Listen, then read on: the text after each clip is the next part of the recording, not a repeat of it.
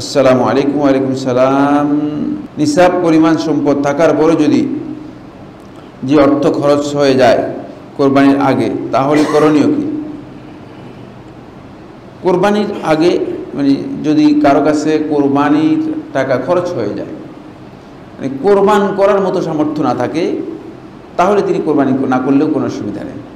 কিন্তু পশু জবে করার মতো যদি সামর্থ্য থাকে, নিসাব পরিমাণ সম্পদ থাকার প্রয়োজন নেই। শুধুমাত্র ইমাম আবু হানিফা রহমতুল্লাহ থেকে একটি রেওয়ায়াত সাব্যস্ত হয়েছে, তিনি বলেছেন যে কোরবানি ওয়াজিব হওয়ার জন্য ফিকহুল হানাফিতে নিসাব পরিমাণ সম্পদ থাকতে হবে।